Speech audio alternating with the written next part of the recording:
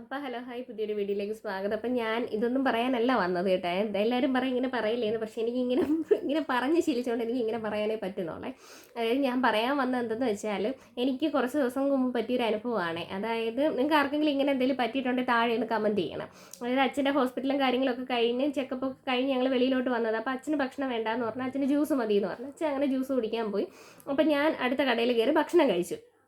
അവിടെ എങ്ങും ഉച്ച സമയമായിട്ട് അവിടെ എങ്ങും സീറ്റൊന്നുമില്ല. എന്നാലും കിട്ടിയ ഒരു സ്ഥലത്ത് ഞാൻ പോയിരുന്നു ഭക്ഷണം കഴിക്കാനായിട്ട് ഇരുന്നു. എൻ്റെ ഓപ്പോസിറ്റ് സൈഡിൽ ഒരാളിരുന്ന് ബിരിയാണി കഴിച്ചുകൊണ്ടിരിക്കുന്നു. ബിരിയാണി ഓർഡർ ചെയ്ത് വന്നതേ ഉള്ളൂ, കഴിക്കാൻ തുടങ്ങി. അപ്പം ഞാനിരുന്ന് എനിക്ക് ഊണ് പറഞ്ഞ് എനിക്ക് ചോറും വന്നു. അപ്പോഴത്തേക്ക് ഞങ്ങൾ രണ്ട് ഭക്ഷണം കഴിച്ചുകൊണ്ടിരുന്നപ്പോഴത്തേക്ക് വേറൊരു ചേട്ടൻ കയറി വന്നിട്ട് ഈ പുള്ളിക്കാരുടെ തോളിൽ തട്ടിയിട്ട് ആ ചേട്ടൻ ചോദിച്ചു, നീ ബിരിയാണി കഴിച്ചിട്ട് ഈ പുള്ളിക്കാരിക്ക് ചോറാണോ വാങ്ങിച്ചു കൊടുക്കുന്നതെന്ന് ചോദിച്ചു. അപ്പോൾ ഈ ചേട്ടൻ ചിരിച്ചു. അപ്പോൾ അത് കഴിഞ്ഞ് ഞങ്ങൾ ഭക്ഷണമൊക്കെ കഴിച്ച് ബില്ല് പേ ചെയ്യാനായിട്ട് പോയപ്പോഴത്തേക്കും ആ പുള്ളിക്കാരൻ എൻ്റെ അടുത്ത് ചോദിച്ചു അത് ആരാന്ന് ചോദിച്ചു. അപ്പം ഞാൻ പറഞ്ഞു എനിക്കറിയത്തില്ലെന്ന് പറഞ്ഞു. എനിക്കറിയത്തില്ല.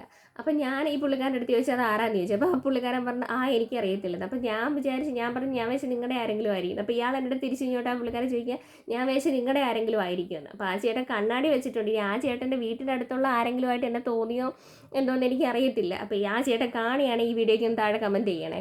അത് പറയാൻ കാര്യം എന്ന് വെച്ചാൽ ചിലപ്പോൾ നമ്മൾ ഫുഡോ അല്ലെങ്കിൽ ബസ്സിലോ എവിടെയെങ്കിലും യാത്രയ്ക്ക് പോകുമ്പോഴോ അല്ലെങ്കിൽ നമ്മൾ ഭക്ഷണം കഴിക്കാനോ ചായ കുടിക്കാനോ ഒക്കെ പോകുമ്പോൾ നമ്മുടെ ഓപ്പോസിറ്റ് സൈഡിൽ വന്നിരിക്കുന്ന ആരെന്ന് ചിലപ്പോൾ നമുക്ക് അറിയത്തേ ഇല്ലായിരിക്കും.